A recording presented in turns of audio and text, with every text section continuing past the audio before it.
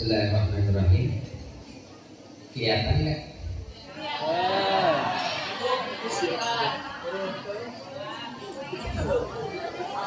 Punten aktif ke biasa bahasa Sunda, jadi ceramahnya pakai bahasa Indonesia.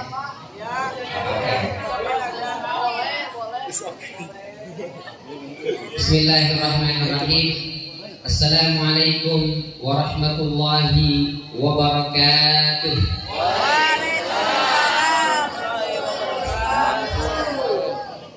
Alhamdulillah, wassalatu wassalamu ala rasulillah wa ala alihi wa ashabihi wa mawalah, la hawla wa la quwwata illa billah. Asyhadu an la ilaha illallah wahdahu la syarika lah, wa asyhadu anna Muhammadan abduhu wa rasuluhu alladzi la nabiyya wa la rasula ba'dah. Yang sama-sama kita hormati dan muliakan pimpinan Pondok Pesantren Al-Muqarrabin Pak Kiai Cecep Abdul Syakir, matta'anallahu bil tuli hayatihi wa nafa'ana bihi al-islam wal muslimin insyaallah.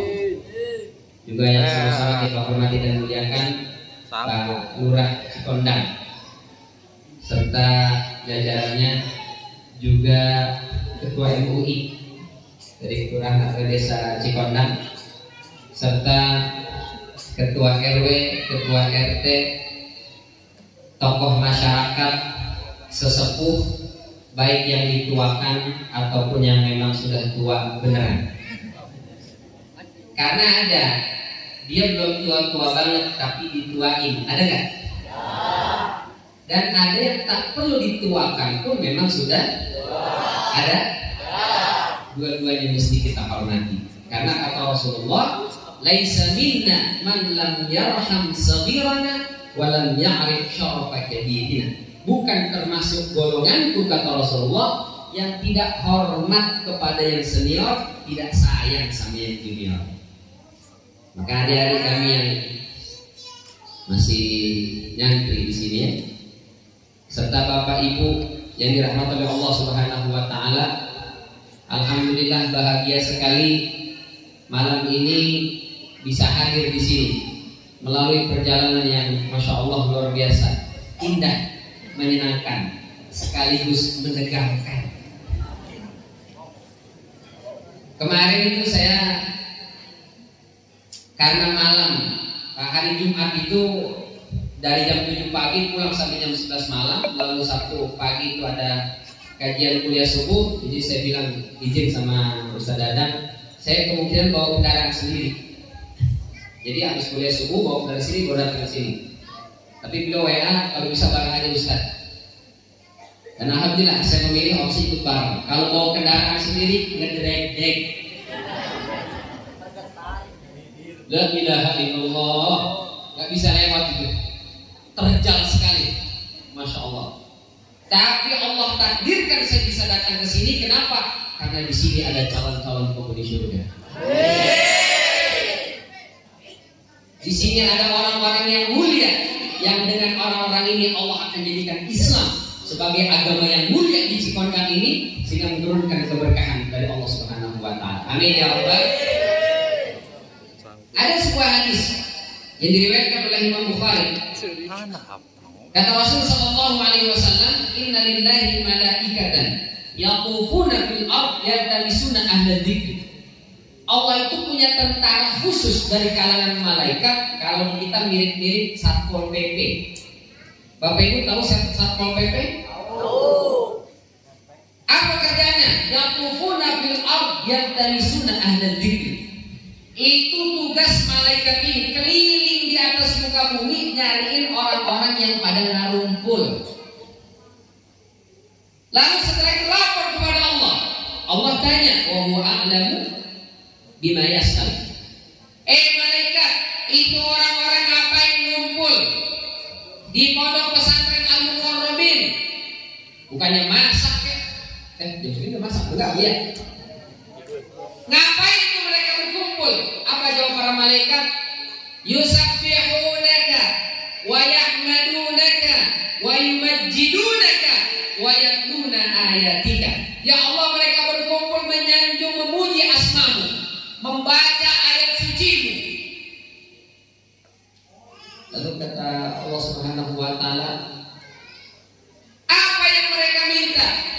yas'aluna jannatak, mereka memohon surgamu ya Allah. Apa yang mereka takutkan? Mereka berlindung kepadamu ya Allah dari neraka-Mu. Lalu apa kata Allah? Wahai malaikat, kalau orang-orang yang berkumpul di pondok pesantren Al-Muqarrabin dalam rangka menyanjungku, membaca ayatku, memohon surgaku, berlindung dari nerakaku, inni ushidukum anni qad ghafartu lahum. Saksikan hai malaikat, semua yang hadir malam ini telah aku ampuni dosa dan kesalahan. Amin. Dia hapuskan apanya? Dosa. Hutang mah belum. Jadi jangan pulang dari sini ditagih sama tetangga, "Cek, bayar hutangnya cepat udah lunas." Kapan lunaskan? Tadi malam kata Pak Ustaz. Dosa. Apa yang dilunaskan? Dosa. Hutang mah harus dibayar. Jangan salah paham. Protes malaikat, "Ya Allah, inna fihim laisa minhum." Ya Allah, mohon maaf, memang datang dia ke pesantren Al-Muqarrabin, tapi gak ikut ngaji. Terus ngapain? Gak tahu, dari tadi nyari tiang yang paling belakang. Saudara. Yang satu lagi main HP aja HP. Guys, aku lagi di pengajian nih guys.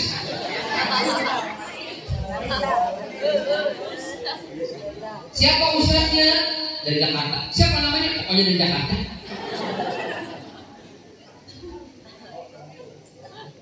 Ini bagaimana ya Allah? Datang, tapi gak ikut ngaji. Bahkan dari awal begini. Ngantuk.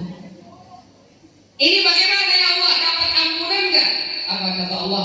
Humul julasa la yashqa bihim jalisuhum. Inilah perkumpulan, siapapun kalau sudah datang ke situ tidak akan pernah rugi. Mereka semua dapat ampunanku. Amin ya Rabbal. Amin. Jadi yang nyender paling belakang ibu dapat ampunan. Mbak-mbak yang main HP dapat ampunan. Bapak-bapak yang tidur dapat ampunan. Tukang jualan yang di luar tuh dapat ampunan. Amin ya Rabbal. Ustaz, kalau begitu boleh kita tidur? Boleh. Jadi kalau semua tidur langsung selesai pulang. Cepat jadi Pak Kiai.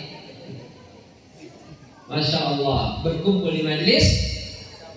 Mudah-mudahan semuanya masuk surga. Amin. Bersama dengan pasangannya masing-masing. Amin. Ibu-ibu kenceng aminnya, bapak-bapak diam aja. Saya pernah iseng, Pak, kenapa Pak kalau doakan masuk surga bareng istri, kok bapak diam aja? Bapak-bapak diam aja bilang amin. Ibu bilang amin, amin. Masuk surga bersama pasangan masing-masing, amin. Ibu, bapak-bapak diam aja. Kenapa diam Pak? Dia bilang, Ustaz, mohon maaf Ustaz, saya boleh tanya nggak? Apa itu Pak? Di surga bukan katanya banyak bidadari Ustaz. Terus kalau di surga banyak bidadari Ustaz, kok sama dia lagi? Jangankan jalannya Ustaz, jangankan ngomongnya, mohon maaf, punten, bunyi kentutnya saya hafal Ustaz. Di dunia sama dia, di surga apa sih punten kentut? Mohon maaf punten, si punten kentut lagi Ustaz. Masya Allah, gimana tuh Bu? Gimana Bu? Kata ibu sama, aku juga ogah sama kamu. Sampai ada tuh, waktu itu kita sedang live di Trans TV. Ada pertanyaan, Ustaz, boleh nggak saya berdoa? Yang nanya ibu Pak. Ustaz, boleh nggak saya berdoa? Ya Allah, masukkan saya dan suami saya ke surga, tapi jangan satu tempat. Bisa? Udah saking bosannya sama laki. Di sini ada yang begitu? Gak ada. Dulu ada, tapi udah meninggal. Yang tersisa adalah yang soleh dan solehah semua insya Allah. Tapi tetap ada yang gak mau bareng lagi besok di surga. Kenapa? Karena pengen ketemu yang namanya bidadari. Kira-kira ibu dengan bidadari cantikan ibu apa cantikan bidadari? Ibu cantikan ibu apa cantikan bidadari? Mau jawab cantikan saya gak kaca. Mau bilang cantik kan bidadari, kok rasanya beratan? Penting gak sih? Buat bapak-bapak gak penting, buat ibu-ibu penting. Penampilan nomor 1, benar gak Bu?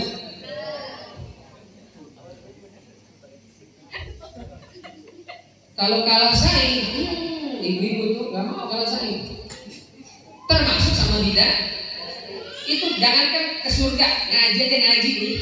Begitu datang ke pengajian, bajunya baru, dia kan balik lagi, tapi kan baru tuh. Minder nggak? Minder.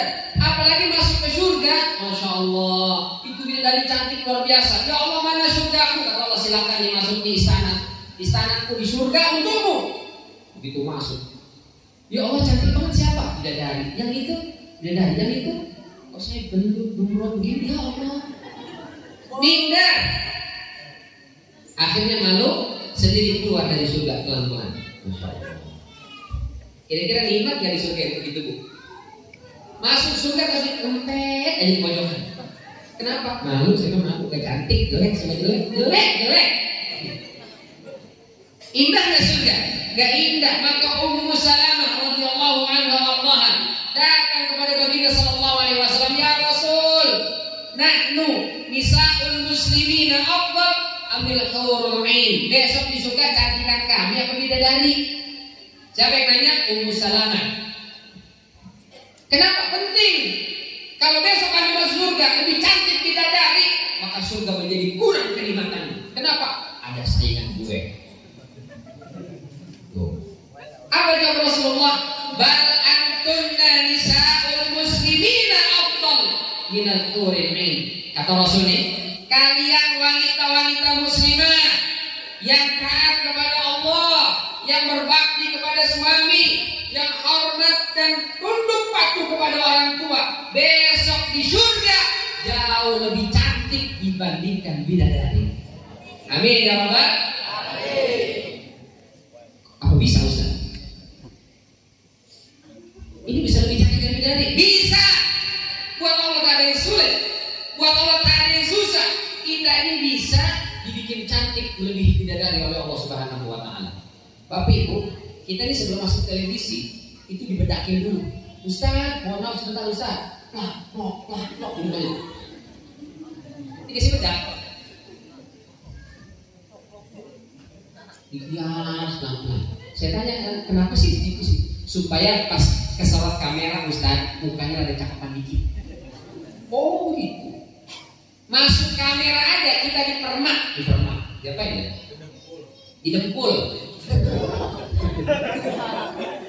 Maka sebelum masuk surga kita pun sama. Mohon maaf punten Ibu ya. Yang badannya itu sudah tumbuhnya ke samping, ditekan lagi, jadi gitar biola. Yang udah agak-agak mendekati drum, tahu drum kan? Nah ini ditekan lagi, jadilah biola.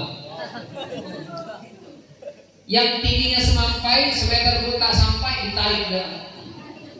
Yang hidungnya majunya ke belakang ditarik biar ke depan. Yang kulitnya hitam apa manis? Manis. Itu akan dibikin putih bersih, putih lah. Mohon maaf. Yang keteknya ada bau, itu disemprot. Wangi selama-lamanya, nggak mau lagi ketek. Maka begitu kita semua masuk surga, yang laki-laki, kitalah rajanya, kitalah yang paling tampan, melebihi para bidadara-bidadara yang di surga. Yang wanita-wanita muslimah, begitu masuk surga, sebelum masuk surga Allah bikin cantik luar biasa, melebihi para bidadari. Amin ya Rabbal. Maka kalau didoain masuk surga bersama dengan pasangan, amin aja udah. Amin ya Rabbal. Jangan udah masuk surga aja udah ribut, apalagi di dunia. La ilaha illallah, naudzubillah. Ini banyak, apalagi sekarang lagi ramai itu di televisi. Mudah-mudahan kagak ditonton orang di kondang. Jadi nonton cuma Islamic pindah aja. Habis itu hadis dikit. Karena hadis Islam itu indah ceramah langsung gosip. langsung yang artis yang selingkuh, yang cerai, yang macam-macam. Nauzubillah.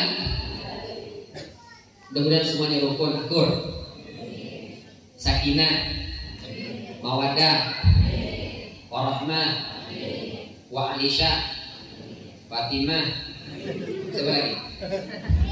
Banyak semuanya. Marfu'ah.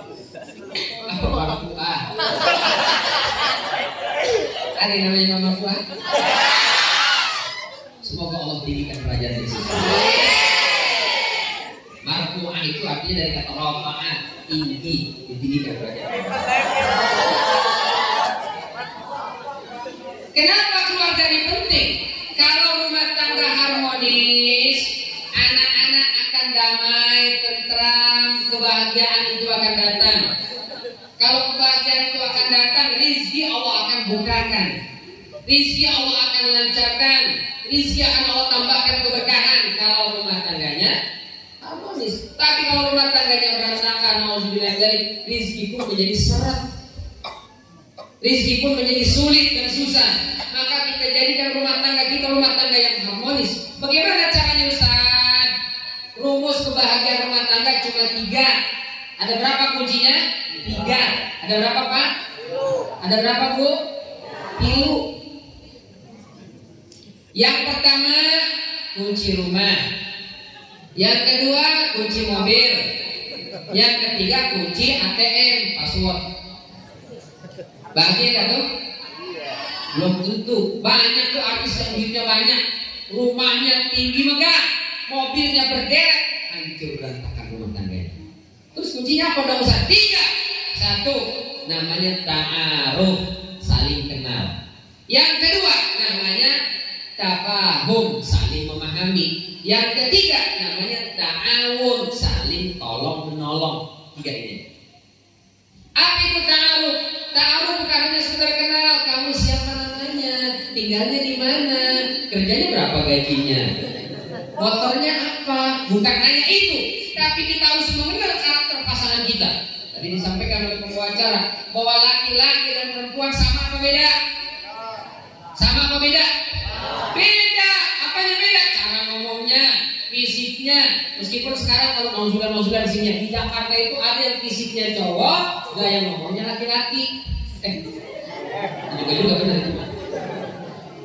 Fisiknya cowok, laki-laki, tapi gaya ngomongnya perempuan. Kamu cowok apa cewek? Ini cewek terperangkap dalam tubuh cowok. Jangan sampai ada itu LGBT. LGBT, longsor, gempa, banjir, tsunami. Ini sebabnya membuat pembahasan manusia ini. Jangan sampai ada. Jangan ada anak kita meniru perbuatan tersebut. Alhamdulillah. Harus kita jaga kampung kita. Bagaimana cara menjaganya? Hadir di kajian-kajian di Masjid Al-Muqarrabin. Kita dekatkan anak kita ke pesantren. Kita biasakan mereka melantunkan salawat, ayat-ayat suci Al-Quran, agar Allah jaga mereka ini, sehingga jangan sampai terkontaminasi, jangan sampai terpengaruh oleh budaya LGBT. Ada beberapa negara itu yang dengan tegas kami menolak LGBT, sampai ada yang kalau ada pelaku LGBT kami pun mati hancur langsung. Mungkin terlalu kasar ya. Penjara, saya setuju. Jadi kalau ada mohon maaf, laki-laki menikah dengan laki-laki, penjara. Nauzubillah, perempuan menikah dengan perempuan, masukin penjara, jebloskan dia dalam satu sel dengan pasangannya, nggak apa-apa. Berapa tahun di penjara Ustaz? Tergantung berapa tahun dia bisa berani.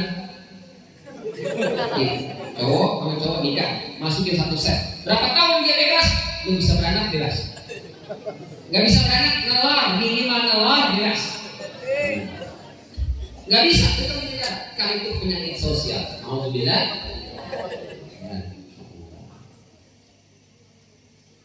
Maka ta'aruf itu penting. Kita mengenal karakter pasangan kita. Kita mengenal laki-laki dan perempuan memiliki tabiat, kebiasaan, struktur badan atau fisik yang berbeda. Bahkan kalau kata para ahli atau pakar neurologi, otak laki-laki dan perempuan beda. Di mana bedanya? Otak otak perempuan kanan dan kiri berfungsi dengan baik. Laki-laki hanya otak kiri, otak kanan kalau 0 sampai 18 tahun, selebihnya otak kiri, sebelah aja. Karenanya laki-laki ini kan cuma sebelah yang berfungsi dengan baik, perempuan dua-duanya kanan dan kiri. Itu sebabnya daya ingat perempuan jauh lebih kuat dibandingkan laki-laki. Benar kan? Kita udah lupa, Pak, udah lupa. Perempuan di 5 tahun yang lalu masih ingat. Ya. Kita hari ini tadi pagi udah lupa. Nah, bini kita tuh belum lupa, ingat. Sekarang tanggal berapa ya, Pak? Tanggal 10. 10 apa? 10 Juni. Terus apa ya? 10 Juni. Ada yang lupa. Apa ya? Apa ya? Lupa ya? Apa ya? Hari ini hari apa? Apa ya? Pernikahan kita. Lupa tuh bapak-bapak. Ibu lupa nggak? Lupa. Makanya hati-hati, Pak. Kadang-kadang mohon maaf nih, bapak-bapak tuh naruh kunci lupa. Mana? Kunci mana ya? Itu motor. Ibunya lagi nyapu gini. Itu di atas meja. Nggak ada. Mana? Nggak ada. Nggak ketemu tuh kunci. Datang sedikit habis nyapu, Pak. Awas ya, kalau mama datang ada ya. Awas ya, gitu datang. Ini apa? Subhanallah, itu kunci ngumpet tadi. Gitu datang bini kita nongol dia. Luar biasa. Satu, daya ingat perempuan lebih kuat dibandingkan laki-laki. Yang kedua, karena otak perempuan ini kanan kiri berfungsi dengan baik, maka perempuan memiliki yang namanya kelenjar FOXP2 atau protein FOXP2 yang disebut dengan kelenjar bicara atau protein bicara.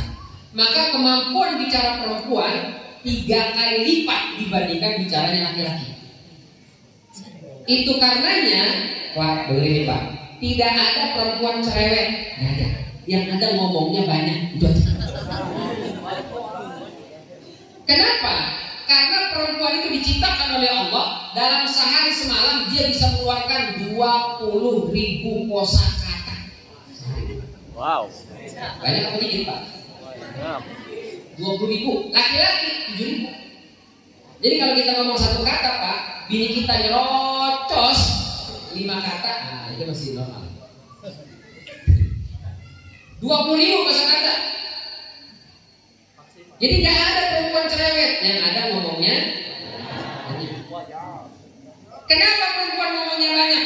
Karena Allah titipkan di rahim perempuan seorang bayi manusia.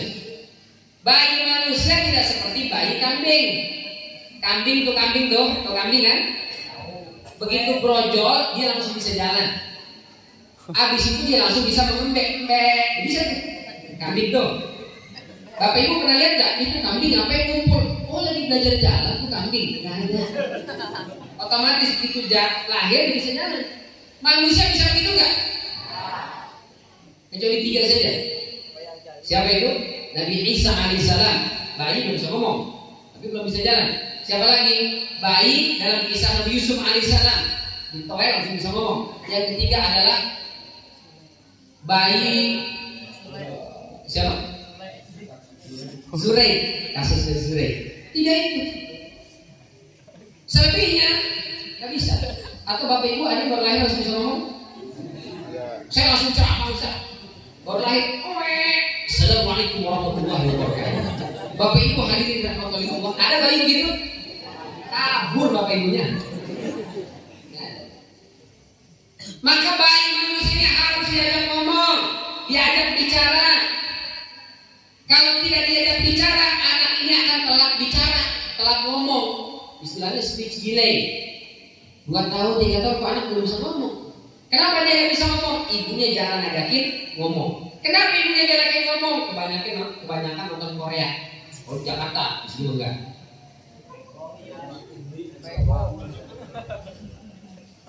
Masya Allah. Anaknya jarang diajak ngomong tuh. Akhirnya anak ini telat bicaranya. Kalau sudah telat bicara, dia tantrum istilahnya. Dia pengen sesuatu, kepalanya dijedotin, dia nangis, dilempar itu. Karena dia pengen sesuatu, dia bisa ngomong. Akhirnya marah, emosi. Apa sebabnya? Ibunya jarang ngomong. Maka beruntung Pak punya istri yang ngomongnya banyak, nyocos aja nyolot ke sebelum kita bersyukur alhamdulillah. Berarti anak saya sehat-sehat gitu. Bapaknya yang kadang kurang sehat Bu. Sudah lagi kerjaan diomelin, di kantor kena marah, sampai rumah kena semprot pula, kasih itu Bapak. Akhirnya di depan kita dia lepas.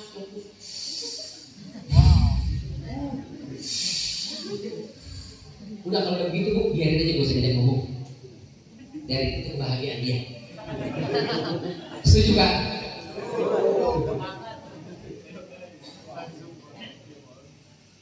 Jadi jangan marah kalau punya istri ngomong banyak Pak. Kenapa? Itu anugerah dari Allah. Alhamdulillah. Ada yang ribut, baru 2 tahun 3 tahun menikah langsung minta cerai. Saya mau cerai Ustaz. Kenapa kamu cerai? Bukankah wanita ini adalah pujaan hatimu?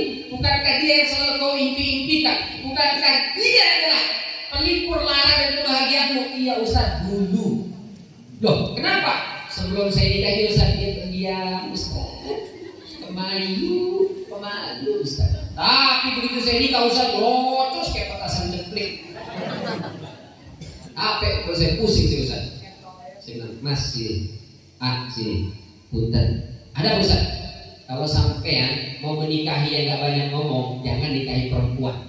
Nikah itu tiang listrik. Yang namanya perempuan dari ujung kulon sampai ujung berung sama ngomongnya banyak. Umar bin Khattab radhiyallahu anhu pernah didatangi sahabat. Tok, assalamualaikum. Tok, assalamualaikum. Umar gak jawab. Jadi deketin begini, langsung pergi. Gak lama baru ke pintu keluar rumah. Tadi sampai assalamualaikum. Sini, ada apa? Gak jadi Umar. Ada apa? Tadi dia mau nanya, tapi udah gak jadi. Udah tahu jawabannya. Ada apa? Sini dulu. Gak jadi. Sini dulu. Ada apa? Begini Umar, saya sebenarnya punya beban yang sangat memberatkan saya. Apa itu? Saya di rumah punya istri cerewet, kalau rumah pusing kepala saya. Saya datang ke rumahmu, saya ingin bertanya, bagaimana solusinya menghadapi istri yang cerewet? Saya ketok-ketok pintu rumahmu, kau juga nggak jawab salam, kau tidak keluar. Begitu saya dengar, rupanya di dalam rumah kau sedang diceramahin sama istri. Dan begitu saya dengar Umar, ternyata istrimu jauh lebih cerewet daripada istri saya. Dan tidak ada satupun kata yang keluar dari Umar berdiam. Insya Allah. Apa jawaban Khattab? Bulan, istri kita itu dia telah melayani kebutuhan kita. Dia yang menyiapkan makan untuk kita. Dia yang merapikan rumah, membersihkan rumah, mencuci piring, membesarkan dan merawat anak-anak kita. Kalau dia lelah, capek, kalau dia mengungkapkan dan meluapkan emosinya, sabar. Apa jawabnya? Sabar. Jadi cuma satu Pak rumusnya, sabar. Udah gak ada lagi yang lain, sabar dong udah. Cuma kalau bisa sabar sampai kasih duit 100.000, 200.000, lama-lama marahnya berkurang. Dari mana sih Bang? 100.000. Ya Bang, besok-besok kalau keluar kasih tahu dulu Bang. Kasih 100.000, Bang. Kalau bisa-bisa mau gimana? Kasih ada 100.000, lama-lama berhenti tuh ngomongnya. Benar nggak Bu? Ada di sini yang begitu? Gak ada. Dulu ada, tapi sudah meninggal. Sisa yang soleh-soleh insya-Allah. Satu, dua tuh ya. Jadi kenapa perempuan banyak ngomong? Karena memang memiliki. Yang berikutnya, perempuan ini karena otaknya kanan dan kiri itu bisa berfungsi dengan baik Pak. Sementara laki-laki hanya otak kirinya saja. Pengaruhnya adalah dengan pekerjaan. Perempuan bisa mengerjakan beberapa pekerjaan di satu waktu. Istilahnya multitasking. Benar gak? Bapak-bapak, karena otaknya cuma otak kiri berfungsi dengan baik, maka dia fokus ke satu titik, ke depan dia.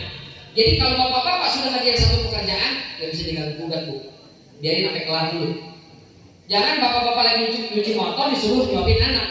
Bisa beres, motornya kagak bersih, anaknya tetap lapar tuh. Kalau ibu, bisa tuh mengerjakan satu pekerjaan. Masya Allah.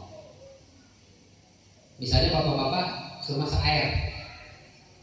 Mak, bikin kopi dong. Ya udah masak airnya. Tapi kalau bapak-bapak nih, ya masak air, kalau pakai kompor dibikin kompor itu teh. Habis itu diapain? Tungguin. Pak udah masak airnya? Belum, dikit lagi. Paling batas sampai main HP. Coba kalau ibu masak air ya, gitu dihidupin kompor, cetek, habis itu ngapain bu? Nyapu. Terus ngapain lagi? Cuci piring. Tungguin air matang tuh, cuci piring, nyapu, kadang-kadang jemur baju. Air matang, piring udah rapi, lantai bersih, baju udah dijemur, bener nggak? Multitasking, bener katanya Pak Bu. Itu katanya ibu-ibu kalau sakit jangan lama-lama. Oh, kalau ibu sakit 2 hari aja tuh cucian numpuk, lantai pada lengket, bocah ibu pada beler-beler ke samping kanan, ke samping kiri. Betul gak Bu? Kalau bapak-bapak, mau seminggu mau sampai meninggal juga masih jangan-jangan. Itu kelebihannya harus kita akui Pak.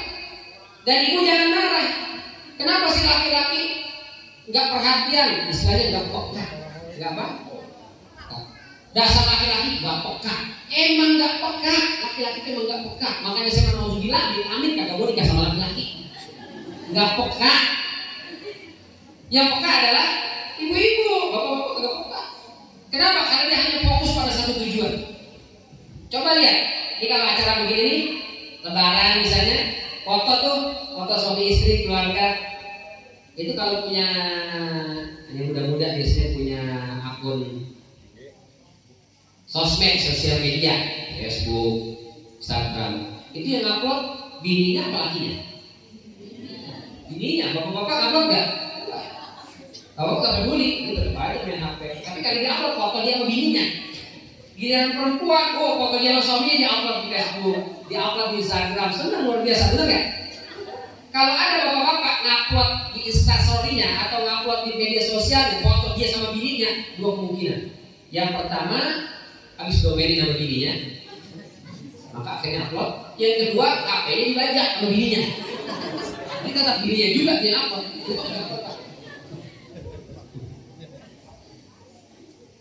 Memang begitu.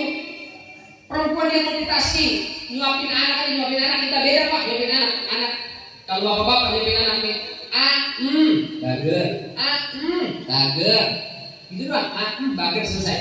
Ibu-ibu enggak, kalau nyuapin anak tuh, sawat terbang, ada awan, hati-hati, elok ke bawah, nanti ada buaya, dimakan sama buaya. 1 sendok makan bisa 10 kosakata, benar nggak? Ibu tuh Pak, kita nggak bisa begitu. Kadang-kadang nggak ngomong, gitu doang nggak ngomong. Kalau bapak tuh, dia ketawa-ketawa juga sudah tahu nih, menikah.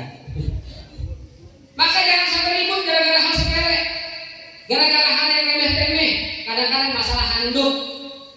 Ibu kan, dia itu karena otaknya mohon maaf, kanan kiri berfungsi dengan baik, maka lebih perhatian dengan kerapihan tata letak, benar gak? Perhatiin tuh, cara berpakaian ibu tuh. Bapak-bapak cuek, ibu-ibu nih Pak, datang ke majelis taklim, itu pakai baju nggak kayak kita. Kalau kita bapak-bapak, bajunya warna ungu, sarungnya warna loreng-loreng, nggak ada masalah. Bapak. Kadang-kadang sendal yang satu produk Cibaduyut, yang satu lagi Garut, nggak ada masalah. Bapak-bapak tuh. Ibu-ibu, nggak bisa. Kerudung, baju, sendal, sama tas harus matching. Begitu. Maka siapa yang perhatian sama hal yang remeh-temeh? Ibu. Kita memang ada kurang. Maka ibu nggak usah marah. Kalau ada suami, suami cuek banget. Emang begitu dari sononya. Nggak usah berantem. Masalah handuk. Pak, berapa kali dibilangin handuk nih habis dipakai mandi jemur. Apa susahnya Pak? Buat ibu nggak susah, buat si bapak susah karena otaknya nggak situ dia. Di otaknya saya harus kerja apa nih? Harus beli dapat uang nih, harus beli ini. Itu bapak tuh. Jadi kadang-kadang habis mandi lempar aja berangkat dia. Siapa yang rapihin ibu? Alhamdulillah pahala. Begitu aja udah. Berantem gara-gara kan? Yang paling sering apa? Baju. Ibu udah cuci, jemur, gosok sampai pada encok. Dirapihin, taruh di lemari. Datang suami, begitu dia mau ambil baju, sret. Itu boleh ngerapihin sampai encok. Langsung bilang, Pak, lihat nih, angkat, tarik. Angkat umpan, lihat nih, angkat, tarik. Apa susahnya? Buat ibu gak susah, tapi buat bapak hari ini mungkin dia bisa, besok dia bisa, karena habis domelin. 3 hari berikutnya balik lagi. Kenapa begitu? Memang sudah begitu kodratnya laki-laki. Maka jangan berantem cuma gara-gara naik baju doang. Nah, mohon maaf ibu-ibu, karena otaknya dia berfungsi dengan baik kanan kiri, perhatian sama hal-hal dekat, kekurangannya adalah sulit menentukan pilihan. Ibu tuh, bapak tanya, Mah mau makan apa? Kata istrinya, terserah. Apa bu? Terserah. Ya sudah kita makan bakso yuk. Bosan bakso lagi. Somai bagaimana somai? Alah somai. Yaudah kalau begitu pergedel, ada pergedel lagi. Terus mau makan apa dok? Terserah. Udah 3 tuh. Ditolak sama dia dan dia bilang apa? Terserah. Perempuan sulit menentukan pilihan pak. Tapi memang kalau untuk urusan makan kita aja laki-laki yang menentukan pilihan. Kenapa? Terakhir kali perempuan memutuskan kita harus makan apa, Nabi Adam terusir dari surga. Gara-gara siapa itu? Perempuan makan buah holding, terusir kita dari surga. Maka untuk masalah makanan, pokoknya kita aja nentuin pak, makan apa. Apalagi kadang-kadang menentukan mau pilih kerudung. Beli kerudung satu toko. Bang berapa di kerudung? 60.000. Mahal banget, 40 ya? Belum dapat ibu. Mahal banget lah. 40 siapa nih? 40 ya? 40 ya? Belum dapat 50 deh. Enggak. Panggil gak ya? Enggak dipanggil. Akhirnya ke toko kedua tuh. Tapi mata masih ke situ. Ada di situ suka. Enggak dipanggil. Pergi gak dipanggil. Akhirnya sampai ke toko ke-10 datang lagi. Bang, udah lah bang, berapa sih? 40.000 aja dah ya. Cuma satu kerudung tuh, muter, habis waktu 1 jam cuma beli 1 kerudung. Bapak-bapak udah sabar, namanya pilih belanja. Yang ini diambil, itu gak jadi, itu diambil, itu gak jadi. Cuma belanja 3 biji 1 jam. Sabar gitu pak, tugas kita emang begitu benerin dia. Kadang-kadang nanya, Pak, bagusan kerudung warna pink apa warna ungu? Kata kita, kayaknya lebih cocok warna pink deh dengan muka mama yang agak-agak gimana gitu. Apa kata dia? Bagusan ungu aja. Terus ngapain nanya? Udah sabar pak. Kalau nggak bisa berantem juga gara-gara itu. Perempuan sulit menentukan pilihan. Maka laki-laki hadir, tampil untuk memberikan pilihan terbaik buat pasangan kita. Apalagi mohon maaf kekurangannya. Ini karena perempuan ini terbiasa memperhatikan hal yang dekat-dekat, akhirnya dia kurang perhatian sama hal yang jauh. Dampaknya perempuan sulit menghafal rute jalan. Gampang nyasar untuk perempuan, benar kan? Laki-laki, cepat hafal jalan. Perempuan susah menghafal jalan rute, kecuali jalan ke toko baju. Itu gak bakal lupa. Itu terus. Saya bawa jamaah umroh sampai di Mekah, ada ibu nyasar. Ustaz, saya nyasar Ustaz, tolong cari saya Ustaz, tolong jemput saya Ustaz. Ibu di mana? Kan saya nyasar, saya nggak tahu saya di mana. Oh iya benar. Ibu coba tolong tarik nafas. Terus ibu jauh nggak dari Masjidil Haram, dari Ka'bah? Dekat Ustaz. Bisa nggak ibu berdiri membelakangi Masjidil Haram? Bisa Ustaz. Oke, sudah. Sekarang ibu cari di sekeliling. Ada nggak tulisan WC 3? Ada Ustaz. Ibu datang ke situ, tunggu saya di situ, saya jemput. Oke Ustaz. Gak lama saya turun dan ditelepon lagi.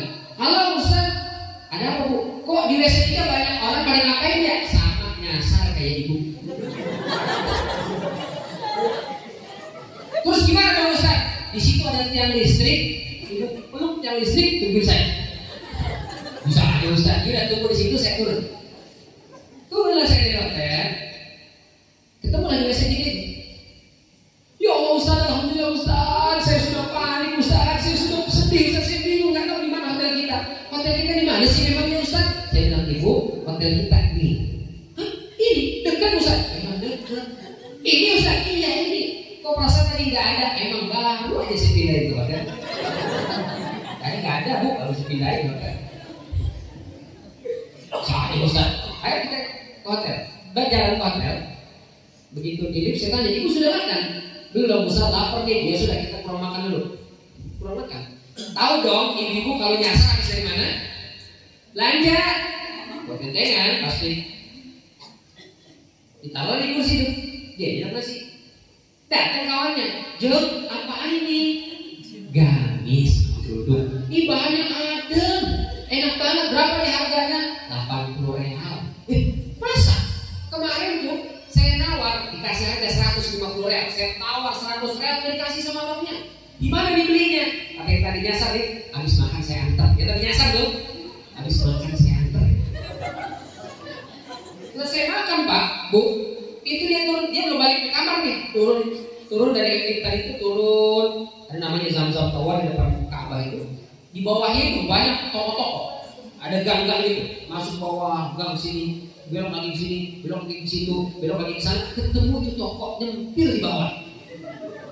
Toko kerudung baju ketemu, padahal dia nyempil di sekian banyak toko-toko. Hotel sendiri alaih gambreng nggak kelihatan. Itulah uniknya Madinah. Dan kita harus sabar. Karena yang hanya bisa meredam tensi agar pasangan kita tidak emosi satu aja, sabar. Sabar aja udah. Karena kalau tidak kita bersabar dalam rumah tangga ini, tidak kita pupuk dengan iman dan ketakwaan kepada Allah Subhanahu wa taala, setan akan datang masuk merusak rumah tangga kita. Kata Imam Ash-Shibli dalam kitabnya Al-Marjan di Akamil Jan, setan itu punya anak keturunan, masing-masing punya job desk. Apa tuh job desk? Tupoksi. Apa tuh tupoksi? Tugas masing-masing. Jadi masing-masing setan bagi oleh Allah itu punya tugas khusus sesuai dengan tempatnya. Ada setan yang ditugaskan dari pertama diciptakan sampai hari kiamat, itu tugasnya di WC. WC dong dia tahu. Dia nggak tahu tuh pasar Cikondang. Dia tahu cuma WC yang di pasar Cikondang, tahu dia. Siapa nama setannya? Nama setannya Khubus dan Khobais. Siapa namanya? Makanya kalau kita masuk WC apa kita baca? Allahumma inni a'udzubika minal khubusi. Itu masuk mana? WC, jangan kamar tidur Pak. Apa masuk kamar tidur? Allahumma inni a'udzubika minal khubusi wal khobais. Ngamuk bikin dalam. Masuk WC. Ustaz, di WC apa yang diganggu setan? Setan mau ngapain? Mohon maaf, punten. Banyak orang di WC kamar mandi jatuh terjerembab sampai ada yang meninggal. Ada nggak? Itu kan udah sepuh Ustaz. Saya masih generasi milenial. Itu kan kolonial. Milenial nggak jatuh. Yang milenial kalau perempuan itu konser di kamar mandi 15 menit sampai setengah jam. Habis 5 lagu, 6 lagu. Sakitnya tuh di sini. Milenial. Yang bapak-bapak itu kalau sudah masuk kamar mandi, wah sekali nongkrong. Di sini ada begini? Nggak ada. Dulu ada tapi sudah meninggal. Masih ada Ustaz, masih ada. Ada yang salah subuh masuk, bukan karena telat bangun, bangunnya sudah dari jam 4, tapi masuk kamar mandi di WC nongkrong, lama aja nongkrong itu. Yang rokok udah sampai habis 3 batang, itu panas kempus, selesai. Itu kerjaan siapa tuh? Kerjaan siapa itu namanya? Khubus dan Khobais. Yang berikutnya dari kamar mandi ini ke tempat wudhu. Di tempat wudhu itu ada setan khusus mengganggu orang yang wudhu. Siapa nama setannya? Nama setannya Walhan. Siapa namanya? Saha namanya? Walhan. Nama siapa itu? Nama siapa? Setan. Nama siapa? Setan di mana? Tempat wudhu. Namanya Walhan. Ustaz, apa yang mau diganggu sama setan Walhan di tempat wudhu? Bapak Ibu mohon maaf, ketika kita berwudhu itu kan syarat sahnya sholat. Kalau wudhunya nggak beres, sholatnya pun tidak beres. Maka wudhunya dibikin berantakan. Apa pertama? Misalnya, mohon maaf sekali. Kalau yang umurnya udah agak banyak tuh, yang keras kolonial, itu kan baut-baut udah banyak yang pada kendor. Jadi kalau lagi wudhu, cuci tangan aman, kumur-kumur gak ada masalah, cuci muka gak ada masalah. tangannya beres, setelah itu kepala, kuping, nah giliran kaki. Begitu kaki diangkat, prot, lagi dari awal.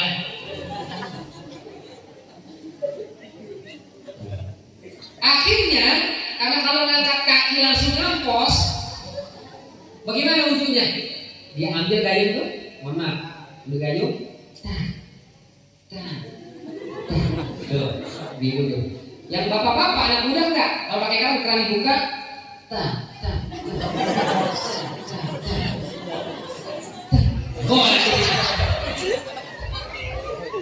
itu sempurna enggak wudhunya? Enggak. Karena kaki itu kata Allah, idza qumtum ila shalah faghsilu wujuhakum wa aydiyakum ilal marafiq wamsahu bi ru'usikum wa arjulakum ilal ka'bain. Kalau kalian mau sholat wudu, caranya bagaimana? Gosok wajah itu, kedua tangan juga gosok sampai siku, usap sebagian kepala, wa arjulakum, kaki itu digosok, bukan cuma disedlok. Belum benar wudunya, harus digosok bu, gosok bu. Sampai kalau bisa tuh sela-sela jari itu kita gosok. Abang-abang, adik-adik, teman-teman yang laki-laki itu kalau wudu pakai keran tuh digosok kakinya, bukan cuma ditendang-tendang air keran itu. Sudah benar. Ini kerjaan walhan tuh. Kenapa? Karena kalau kita angkat begini, itu langsung di sini tuh bocor. Kadang udah beres, nggak bocor dia Ustaz, alhamdulillah aman. Begitu selesai wudu, jalan, belakang batu juga. Kerjaan siapa itu? Walhan. Siapa namanya? Kadang apa? Suka dibikin lupa. Tadi kumur-kumur apa belum ya? Kayaknya udah deh, apa belum ya? Nah, pernah ngalamin gitu tuh? Itu kerjaan siapa? Walhan. Ada kadang-kadang wudhu kita pakai jam tangan. Jam tangannya anti air, anti banget sama air. Kena dikit langsung mati. Maka dibuka. Dia wudhu. Datang walhan, kata walhan, gua bikin lupa yang jam tangan. Bener. Pas kuping tiba-tiba keluar, Allahu Akbar, Allahu Akbar. Cepat-cepat dia sholat. Begitu imam sudah takbir ihram, dia datang, Allahu Akbar. Datang walhan. Mas bro, jam tangan di jalan. Astagfirullahaladzim. Mana belum lunas kredit, gua ilaha illallah. Khusyuk gak salah kita pak? Gara-gara siapa itu? Selesai dari tempat wudhu, sholat kita. Di tempat sholat udah lain lagi tuh setannya. Udah sertijab, serah terima jabatan. Kata walhan, saya sudah selesai tugasnya, dia udah dari tempat wudhu, sekarang sholat, tugas setan berikutnya. Siapa namanya? Namanya Khonzab. Siapa namanya? Apa tugasnya Khonzab? Itu ganggu sholat kita. Ada yang mohon maaf, punten. Takbirnya itu dibikin berulang-ulang, was-was. Allah.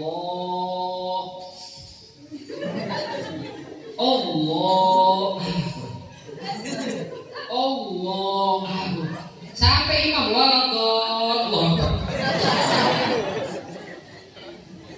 Ada siapa itu? Khonzab. Kadang takbirnya gak ada masalah. Masalahnya di mana? Masalahnya di bacaan. Mohon maaf sekali.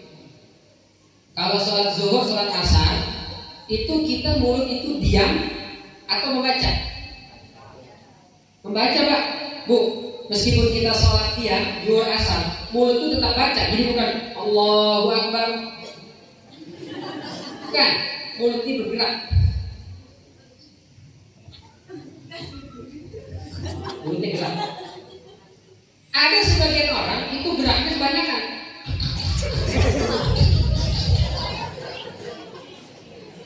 Dia sholatnya berjamaah, jadi makmum. Itu kita di sampingnya. Ini gara-gara siapa nih? Khonzab. Apalagi kadang kita lagi sholat dibikin lupa. Sholat itu mestinya kita memutuskan semua hubungan kita dengan makhluk, karena kita sedang berhubungan dengan Khalik Sang Pencipta. Hentikan semua pembicaraan dengan manusia, karena kita sedang berdialog, bermunajat kepada Sang Maha Pencipta. Tapi datang Khonzab, kita dibikin lupa sesuatu yang mesti diingat. ingat, malah ingat sesuatu yang mestinya dilupakan. Sebelum berangkat ke masjid cari HP, gimana sih HP? Gimana sih HP? Komat, Pak, mau komat. HP kan udah tinggal lagi gampang. Yang penting ke masjid aja dulu sholat. Masjid aja. Begitu sholat, Allahu Akbar, datang Fauzan. Mas Bro, HP itu ada di kantong baju di belakang pintu. Aduh, mana ada WA dari mantan? Gimana? Khusyuk nggak salah kita, Pak? Mestinya kita lupakan, malah ingat. Yang mesti kita ingat justru sering kelupaan. Terutama ibu nih, mau mampu. Karena sholat kesendirian di rumah, sholat zuhur, asar, itu kadang-kadang lagi sujud. Kalau sujud ya, Allahu Akbar. Ini rakaat ketiga, aku udah gak lupa. Tadi kayaknya di tahiyat awal ya, belum ya? Pernah begitu? Itu kerjanya siapa? Khamsah. Oh, luar biasa tuh. Kita dibikin lupa rakaat. Saya pernah ada jamaah datang, Ustaz, ini saya punya sejadah anti khamsah. Kok bisa, Pak? Sejadah itu ada nomornya. Jadi kalau kita sujud 1, sujud lagi 2, itu angka berubah jadi 1. Jadi 2 kali sujud nih, kening kita nempel ke situ, angka berubah 1. 2 kali berikutnya 2. Jadi kita tahu rakaat ke-1, rakaat kedua. Masalahnya adalah dari takbiratul ihram di mata lihat nomor itu nomor.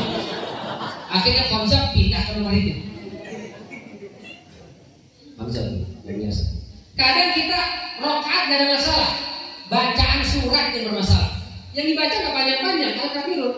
Qul ya ayyuhal kafirun la a'budu ma ta'budun wa la antum 'abiduna ma a'budu wa la ana 'abidun ma 'abadtum wa la antum 'abiduna ma a'budu wa la ana 'abidun ma 'abadtum wa la antum 'abiduna ma a'budu.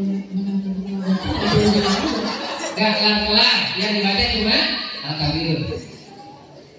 Kerjaan siapa nih? Masa. Oh, hati-hati. Kadang gak ada masalah, kita ingat semua, gak ada masalah bacaan, gak ada masalah gerakan. Kadang-kadang kita dibikin sombong, terutama yang sholat berjamaah. Sombong, bikin apa? Kayaknya di Masjid Al-Mukarramin yang paling benar sholatnya cuma gua nih. Nggak ngaji, sombong. Alhamdulillah. Nah, kalau sholat berjamaah, Pak, supaya jangan sampai lupa dari itu, kayak ibu lupa rakaat, kayak ada imam. Karena kita sholat berjamaah ada imam di depan, aman. Biarpun kita lupa ada imam kan, kita jadi aman. Itu sholat berjamaah tuh fungsinya. Ibu, kalau di rumah nggak sibuk, ikut berjamaah nggak ada masalah, supaya jangan sampai lupa rakaat. Tapi mohon maaf, imam tolong membaca takbir, baik takbiratul ihram, takbir intiqal, itu dengan suara lantang. Jangan jadi imam di depan itu pelan banget. Allah. Di belakang, Allah. Sallallahu. Begitu sujud, Allah. Selesai sujud, Allah. Di belakang, udah selesai belum sujudnya? Yang lantang, Allahu Akbar. Yang lantang. Tapi tolong intonasinya disesuaikan. Kalau sudah rakaat terakhir, jangan panjang-panjang. Ini ada nih, dia sujud terakhir nih, rakaat terakhir, dia bacanya panjang. Allahu Akbar. Kata Mahmu, kayaknya rakaat terakhir ini kan? Kenapa panjang? Kenapa berdiri ya? Akhirnya di belakang berdiri. Oh iya, tadi nggak jadi berdiri. Ini hati-hati, maka takbirnya menyesuaikan. Hati-hati ketika sholat ada namanya dibikin kita sombong, dibikin kita sholatnya paling merasa khusyuk, paling merasa benar. Mohon maaf, ketika sujud itu ada hadisnya. Hadisnya Rasul SAW ketika sujud sholat itu kening jauh dari kedua paha depan ini. Sampai diriwayatkan kalau ada anak kambing lewat di bawah pun Rasulullah itu bisa lewat kaki ke depan. Ini Rasul, jangan kita copy paste, plek ketiplek. Kenapa? Rasul sholatnya di mana? Di depan, jadi imam. Jadi kalau sujud begini gak ada masalah. Tapi kalau kita jadi makmum, sholat di belakang, lihat samping kanan, lihat samping kiri. Kalau kita paksakan sholatnya begini sujudnya, kasihan di samping kita kehabisan lapak. Kalau orangnya nggak dendam, nggak ada masalah. Ya udah dia legowo aja. Tapi kalau dendaman, apa kue diambil? Rakaat kedua gue balas. Begitu rakaat kedua Allahu Akbar. Berantem gara-gara sholat. Hati-hati tuh. Jangan sampai. Kerjaan siapa nih? Kerjaan kon. Apa yang mesti kita lakukan Ustaz? Kalau sholat kita diganggu konsep, kita lupa gerakan, lupa bacaan, kita malah ingat yang di luar. Ingat itu belanjaan, ingat itu masakan. Padahal lagi sholat. Apa yang kita lakukan? Berarti diganggu konsep. Kata Rasulullah, "Falyasta'id billah, tsumma yaqul thalathan an yasari." Maka hendaklah dia baca ta'awudz. A'udzu billahi minasy syaitonir rajim. Setelah itu falyaqul thalathan an yasari, meludah 3 kali ke kiri. Ini kalau sholatnya sendirian atau sebagai imam Bapak-bapak. Tapi kalau jadi makmum jangan. Di makmum tiba-tiba merasa diganggu. Kayaknya telepon jadi Alhamdulillah udah syaitan rajim. Yang di samping kamu saya Ustaz, saya udah enggak ngomong yang di samping Ustaz. Saya bingung, kenapa saya udah diem aja lupa pakai masker. Udah kembali ke dia lagi. Oh, hati-hati. Di kamar mandi, WC ada setan. Di tempat wudhu ada setan. Lagi sholat ada setannya. Dalam rumah tangga kita ada sholatnya. Ada sholat. Udah benar? Setannya. Setan siapa Ustaz yang mengganggu rumah tangga muslim dan muslimah? Itu nama setannya namanya Dasim. Siapa namanya? Ada yang namanya Pak Dasim? Ada kan? Ibu Dasim? Ibu Dasim ada? Ada ya. Karena saya pernah mengingat dengan lantang. Hati-hati, rumah tangga kita itu ada setan yang mengganggu namanya Dasim. Marah dia itu saya. Selesai Ustaz, nama saya Dasim. Bapak namanya Dasim? Itu nama setan. Kok bisa Ustaz? Ada orang namanya Dasim. Oh malam ya. Mungkin orang tuanya nggak tahu kalau Dasim nama saya. Atau boleh jadi pernah orang tuanya ikut ngaji di masjid atau Kornopin, tapi karena ngajinya malam jadi rada ngantuk. Ustaz ceramah, Bapak Ibu yang dirahmati Allah, hati-hati rumah tangga kita bisa dibikin bercerai-berai, dibikin emosi, dibikin marah, bertengkar karena hal sepele oleh setan yang bernama Dasim. Ini berarti ya. Dasim. Dia nggak tahu judulnya, pokoknya Dasim aja. Selesai ngaji pulang ke rumah Pak. Istrinya udah hamil besar, mau melahirkan. Bang, ini kayaknya udah pembukaan satu nih Bang. Udah Bang cepet siapin nama buat anak kita. Namanya dari pasaran Ahmad, kebanyakan udah. Rahmat udah banyak. Yang beda. Mikir apa ya? Oh ini tadi malam Pak Kiai ceramah katanya ada yang namanya Dasim. Nah, anak kita kasih nama Dasim. Padahal itu nama itu bahayanya ngaji ngantuk. Ada yang ngantuk gak? Hati-hati, jangan sampai pulang rumah ngasih nama anak Dasim.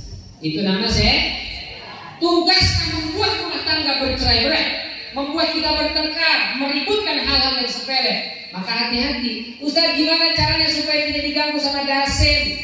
Caranya Bu, Pak, hidupkan Al-Quran di rumah kita. Baca Al-Quran, terutama surat Al-Baqarah. Baca tuh, Ustaz, baca surat Al-Baqarah 286 ayat panjang, 2,5 juz. Ya sudah, potong depannya 5 ayat, pindah langsung ke ayat kursi, lompat lagi ke 3 ayat terakhir. Itu juga Al-Baqarah, depan, tengah, belakang. Ustaz, saya mau semua. Ya sudah, kalau nggak bisa setel aja tuh di handphone, setel surat Al-Baqarah. Karena kata Rasulullah, rumah yang dibacakan surat Al-Baqarah di dalamnya, setan itu akan langsung minggat kamu dari kamu. Satu. Yang kedua, setiap kali kita keluar rumah baca Bismillahirrahmanirrahim tawakkaltu 'alallahi la haula wala quwwata. Kalau kita keluar rumah baca itu, kita tutup pintu rumah, Dasim tidak akan pernah bisa masuk rumah kita. Dan kepanjangan doanya ini lebih pendek. Bismillahirrahmanirrahim tawakkaltu 'alallah. Masih kepanjangan Ustaz, ini lebih pendek lagi. Bismillah. Bismillah. Kepanjangan enggak? Maksud panjang Ustaz, kebangetan. Berikutnya kalau kita masuk ke rumah kita, jangan lupa ucapkan salam. Setiap kali masuk rumah tuh, Assalamualaikum. Itu ucapkan itu. Karena kalau kita masuk rumah ucapkan salam, setan nggak akan ikut masuk. Ustaz, di dalam nggak ada orang, malaikat yang menjawab. Malaikat Ustaz, iya malaikat yang menjawab. Karena malaikat sudah menunggu di dalam rumah kita. Tapi nggak kedengeran. Kalau kedengeran minggat nggak? Nih ibu berangkat ngaji, bapak kesini rumah kosong di dalam. Pulang nih kita. Kata Ustaz tadi ucapkan salam. Assalamualaikum. Waalaikumsalam. Lari nggak kita Pak? Lari nggak Bu? Nggak kedengeran. Tapi yakin begitu masuk rumah kita, itu ada malaikat yang menunggu, memberikan keberkahan dan membuat kasih jauh dari rumah tangga kita. Maka mudah-mudahan rumah tangga kita langgeng. Amin. Diturunkan rahmat, keberkahan oleh Allah Subhanahu Wa Taala, sehingga kita tetap setia, kita tetap membina rumah tangga, sehingga rumah tangga menjadi sakinah, mawaddah warahmah. Kalau rumah tangga setiap warga dari Cikondang ini sakinah, mawaddah warahmah, melahirkan anak-anak yang cerdas, melahirkan anak-anak yang hebat, anak-anak yang unggul dalam berprestasi, sehingga anak ini tumbuh besar. Mereka yang kelak akan menjadi lurah, mereka yang kelak akan menjadi camat, mereka lah yang kelak akan menjadi gubernur, mereka lah kelak yang akan menjadi pejabat di bangsa ini, dan mereka lah menjadi orang-orang hebat di negeri ini yang membawa perubahan untuk bangsa dan negara kita lebih baik. Amin ya Rabbal. Nah ini barangkali yang bisa saya sampaikan, Bapak Ibu, karena saya lihat beberapa sudah mulai agak-agak redup matanya, sebagian yang duduk juga nggak lempeng, nggak jejak, dan geser ke sini, geser ke sini, geser ke sini. Mohon maaf Pak Kiai, ini karpet masjid, musola, majlis taklim cepat rusak, apa sebabnya? Pantat, saya.